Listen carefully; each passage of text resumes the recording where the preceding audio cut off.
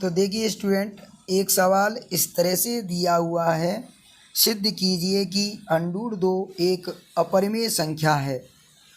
तो हम सबसे पहले इसे इस तरह से मान लेंगे, माना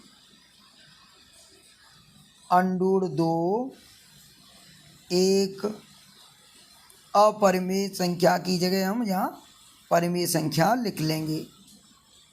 माना √2 एक परिमेय संख्या है। परिमेय संख्या हम इसी वजह से मानेंगे इसको, जिससे हम इसको P/Q की फॉर्म में लिख सकें।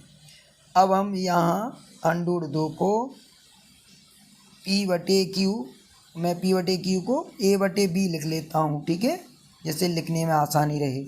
A/B की फॉर्म में लिख लूँगा, क्योंकि जो भी परिमेय संख्या होती हैं उन्हें हम इस तरह से लिख सकते हैं। यहाँ पर जो A और B हैं वो सहअभाज्य पूर्णांक हैं, तो हम यहाँ लिख देंगे, जहाँ A तथा B सहअभाज्य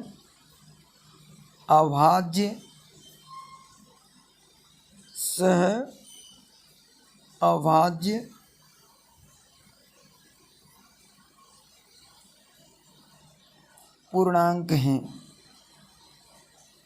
सहअभाज्य पूर्णांक हैं। इंग्लिश मीडियम वाले स्टूडेंट लिख लें, where A and B are coprime integers. अब यहाँ हम B का √2 से गुणा कर लेंगे, तो इस तरह से आ जाएगा √2B बराबर A।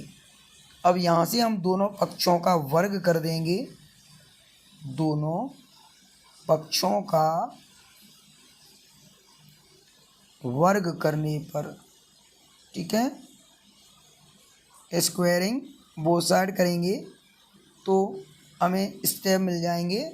√2 का स्क्वायर करने पर 2 रह जाएगा और ये B² बराबर में A² हो जाएगा। यदि हम B² को इधर ही छोड़ दें तो A² के नीचे चला जाएगा 2। इसे हम 1 नंबर समीकरण देंगे, ठीक है। अब यहाँ से हम थोड़ी भाषा लिखते हैं। यहाँ A² कॉमा लगाएंगे, 2 से विभाज्य है या विभाजित है, ऐसा लिखेंगे, ठीक है। तब A भी 2 से विभाजित होगा, ठीक है ना, विभाजित होगा।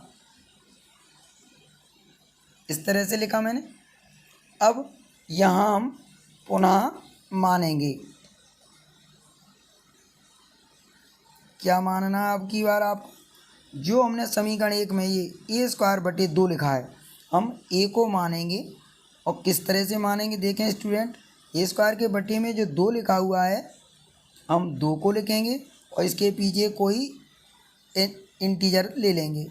यहाँ पर मैंने C एक इंटीजर ले लिया है, तो लिख दूंगा मैं यहाँ पर, जहाँ C एक पूर्णांक है,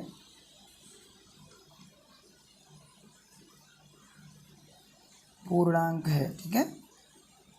अब देखिए स्टूडेंट, हमें समीकरण 1 में जहाँ पर A लिखा हुआ है वहाँ पर 2C लिखना है, तो B² हम ऐसे ही रख देंगे, इसमें से A² की जगह हम 2C लिखेंगे। इसका स्क्वायर किया, बटे में उसमें 2 लिखा हुआ है। आगे देखिए B², ये 2 दूनी 4, C² बना। नीचे जो 2 लिखा हुआ है वो ऐसे लिखेंगे, इस 2 से हम 4 को काट लेंगे 2 बार, ठीक है। आगे हमें ये C² का मान निकालना है, तो C² का मान निकालेंगे तो ये 2 B² के नीचे लिख देंगे, B²/2 इस तरह से आ जाएगा। अब इसके बारे में भी हम नीचे लिखेंगे जैसा कि ऊपर लिखा था। यहाँ बी स्क्वायर 2 से विभाजित हैं,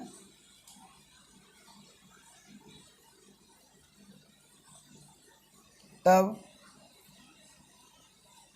बी भी 2 से विभाजित होगा।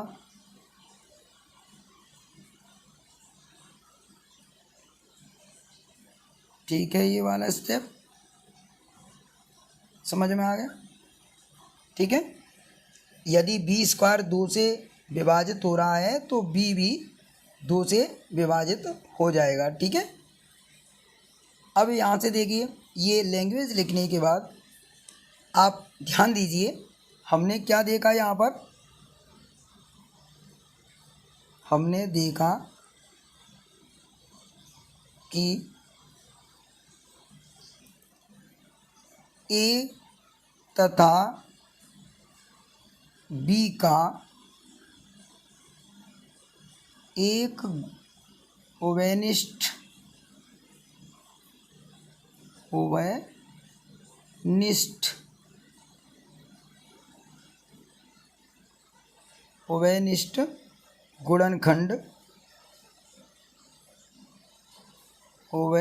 गुणनखंड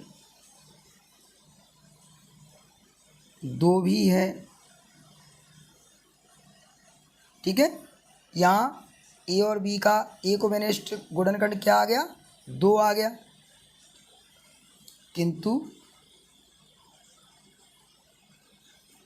ए और बी तो सहअभाज्य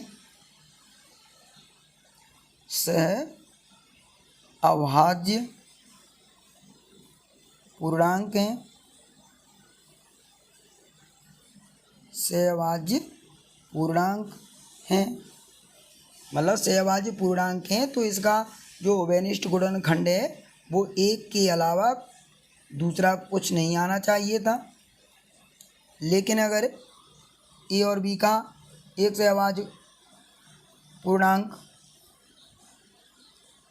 2 आ गया है, तो ये जो विरोधाभास है, ये विरोधाभास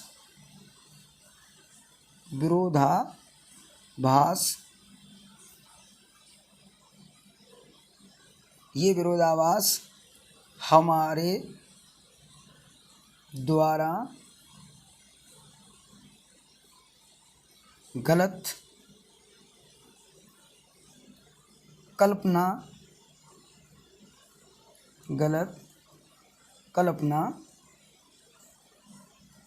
कर लिए जाने के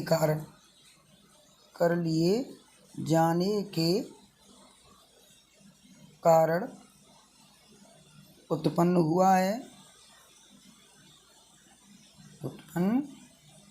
है। समझ गए? हमने जो इसमें √2 को परिमेय संख्या मान लिया था, इसी वजह से यहाँ पर ये विरोधाभास आया है कि ए और बी का एक ओवेनिष्ठ गुणनखंड 2 भी है। ठीक है, तो अतः हम लिख देंगे, इससे साबित होता है कि जो √2 है वो एक परिमेय संख्या नहीं है, एक अपरिमेय संख्या है। तो अंत में एक लाइन लिखना, अतः √2 एक अपरिमेय संख्या है,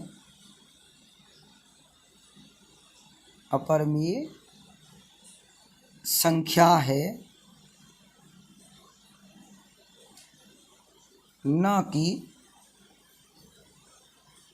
कि परिमेय। हमने जो परिमेय मान लिया था ना, ये परिमेय नहीं है, अपरिमेय संख्या है। और यहाँ इसमें इति सिद्धम लिख दिया करें एंड में, क्योंकि ये सिद्ध वाले सवाल हैं। तो स्टूडेंट एक बात ध्यान दें कि जो भी इस तरह के सवाल हैं, आप बिल्कुल इसी तरीके से इनको प्रूफ कर सकते हैं।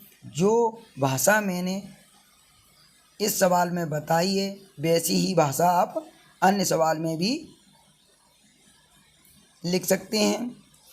आप अंडूर 2, अंडूर 3, अंडूर 5, अंडूर 7 इनके भी इसी तरीके से सवाल आप लगा करके देखें।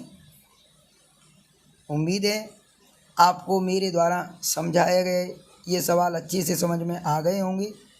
धन्यवाद। सवाल इस तरह से दिया हुआ है, सिद्ध कीजिए कि अंडूर 5 एक अपरिमेय संख्या है।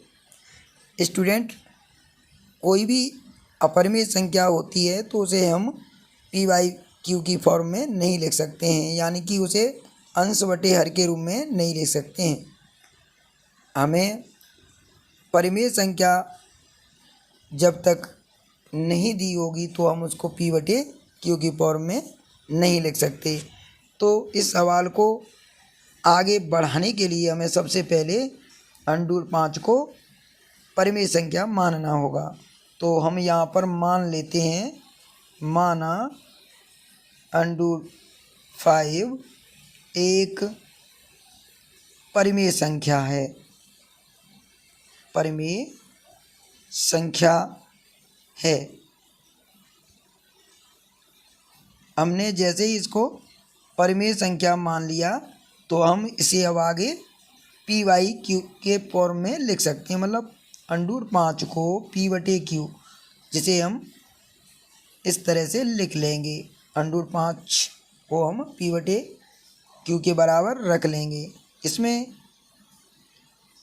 हम p तथा q को सहअभाज्य पूर्णांक लेते हैं, जहाँ p तथा q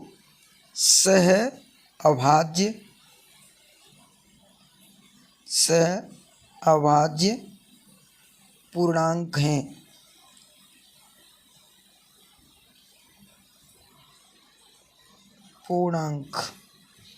ठीक है, सहअभाज्य पूर्णांक हैं। ठीक है स्टूडेंट, इंग्लिश मीडियम वाले यहाँ पर लिख दें, where p and q are coprime integers. Coprime integers यानी कि सहअभाज्य पूर्णांक क्या होते हैं, जहाँ पर इन दोनों पूर्णांक यानी कि p और q जो पूर्णांक दिए हैं इनका HCF केवल 1 है। यदि 1 के अलावा इनका HCF और कुछ आता है तो ये सहअभाज्य पूर्णांक नहीं होंगे। ठीक है, अब आइए हम आगे इसको इस तरह से करेंगे। अंडूर 5 की तरफ हम q का गुणा कर लेंगे और ये p ऐसे ही रखेंगे। अब स्टूडेंट यहाँ आप लिखना, दोनों पक्षों का वर्ग करने पर, दोनों पक्षों का वर्ग करने पर, ठीक है, स्क्वायरिंग बोथ साइड्स, जब हम बोथ साइड का स्क्वायर करेंगे तो ये अंडूर 5 का केवल 5 रह जाएगा, q पर स्क्वायर आ जाएगा, इधर p का स्क्वायर हो जाएगा।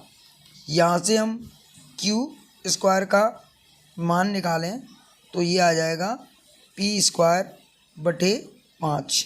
हम इसे समीकरण नंबर 1 देंगे। अब देखिए स्टूडेंट, p²/5 इसका अर्थ क्या है कि p² में 5 का भाग देना। तो हम यहाँ पर लिखेंगे, यहाँ p² 5 से विभाजित है।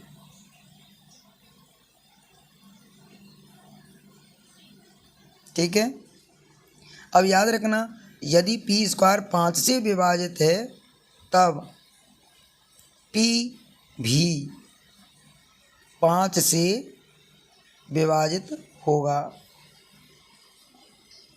इसका मतलब क्या हुआ?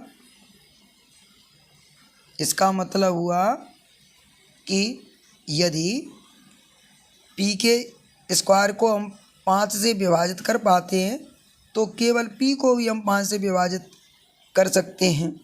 ठीक है ना। इतना करने के बाद स्टूडेंट आपको जो हमने समीकरण 1 में पी स्क्वायर बटे 5 लिखा है, यहाँ पर हम इसको मानेंगे पुनः माना। याद रखना ये पी स्क्वायर के नीचे 5 है, तो हम पी को मानेंगे और इसमें 5 लिख देंगे, क्योंकि नीचे 5 लिखा है, इस 5 को लिखना है। और याद रखें एक यहाँ पर हमको यहाँ पर कोई इंटीजर लेना है, जैसे कि मैं यहाँ सी लिख देता हूँ, आप यहाँ दूसरा कोई इंटीजर ले सकते हैं, ठीक है। तो मैं यहाँ लिख देता हूँ जहाँ सी कोई पूर्णांक है, ठीक है, या एक पूर्णांक है, ऐसे करके आप यहाँ पर मेंशन कर देंगे, ठीक है। सी को हमने कोई इंटीजर ले रखा है। अब आपको समीकरण 1 में जहाँ पर पी लिखा हुआ है वहाँ 5C लिखना है। तो देखिए क्यू स्क्वायर ऐसा ही रखा, पी की जगह पर 5C का स्क्वायर कर देता हूँ मैं, नीचे 5 लिखा हुआ है, ऐसे ही लिखा। अब स्टूडेंट आगे आप देखिए, इसको 5 पंजे 25 कर लेंगे, सी स्क्वायर नीचे 5 से 25 को काटिए, 5 बार कट गया। अब देखिए हमारे पास क्यू स्क्वायर बराबर 5C स्क्वायर बचा। यहाँ से हम सी स्क्वायर का मान निकाल लेंगे, तो सी स्क्वायर बराबर आ जाएगा क्यू स्क्वायर बटे में 5। तो जैसे स्टूडेंट हमने ऊपर लैंग्वेज लिखी है ये वाली, इसी तरीके से अब यहाँ पर हमें ये भाषा लिखनी है। यहाँ क्यू स्क्वायर 5 से विभाजित है,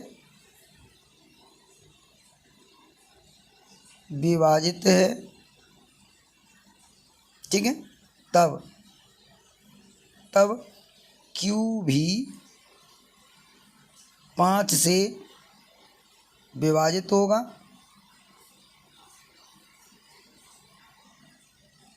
ठीक है।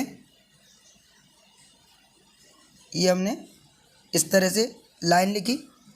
अब स्टूडेंट ध्यान दें, क्योंकि हमने पी और क्यू को सह अभाज्य पूर्णांक लिया था, लेकिन हमने यहाँ पर देखा कि पी को 5 से भी यहाँ विभाजित किया जा सकता है, और यहाँ देखा जाए तो क्यू को भी 5 से विभाजित किया जा सकता है। जबकि जो हमने माना था सहअभाज्य पूर्णांक माना था पी और क्यू को, तो उसके हिसाब से इनको केवल 1 से ही विभाजित किया जा सकता था, मतलब इनका एक ओवेनिष्ठ गुणनखंड केवल 1 हो सकता था। लेकिन यहाँ पर 5 भी इसका एक ओवेनिष्ठ गुणनखंड आ गया है। तो इसका मतलब ये हो गया कि जो हमने अंडूर 5 को परिमेय संख्या माना है वो हमने गलत मान लिया है, ठीक है। तो यहाँ पर आप लिखेंगे नीचे,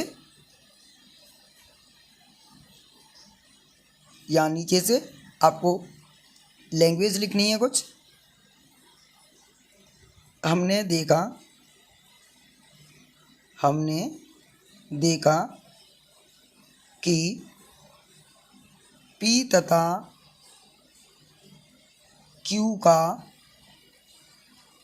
एक ओवेनिष्ठ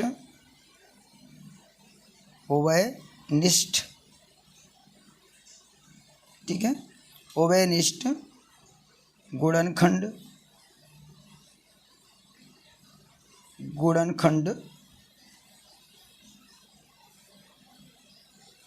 ओवेनिष्ठ गुणनखंड 5 भी है, ठीक है। ओवेनिष्ठ गुणनखंड, ये स्टूडेंट थोड़ा ठीक से लिख लेना, यहाँ ओवेनिष्ठ गुणनखंड लिखा हुआ है, यहाँ ओवेनिष्ठ गुणनखंड ठीक है, उभयनिष्ठ गुणनखंड 5 भी है, ठीक है। किंतु P तथा Q तो सह अभाज्य पूर्णांक हैं, सह अभाज्य पूर्णांक हैं, ठीक है।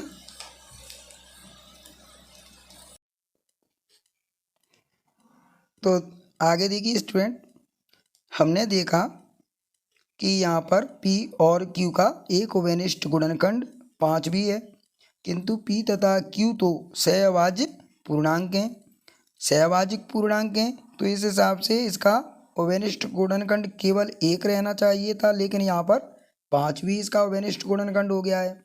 तो हम नीचे लिखेंगे ये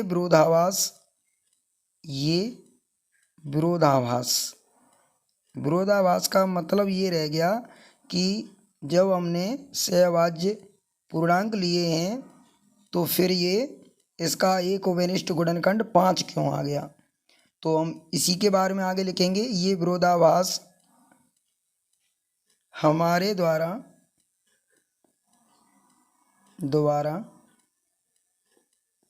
गलत कल्पना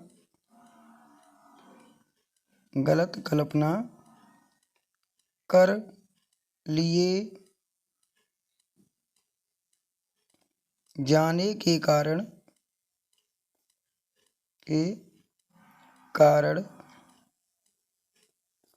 उत्पन्न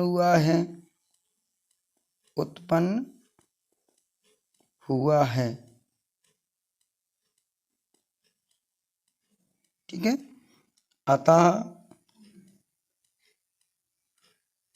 √5 एक अपरिमेय संख्या है, अपरिमेय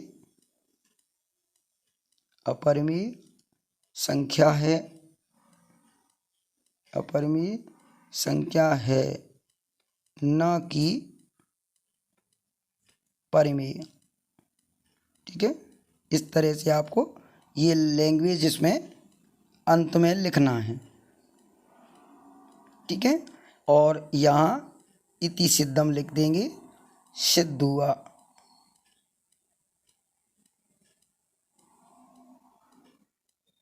ठीक है। इस तरह से ये सवाल हम हल करते हैं। उम्मीद है आपको अच्छे से समझ में आ गया होगा।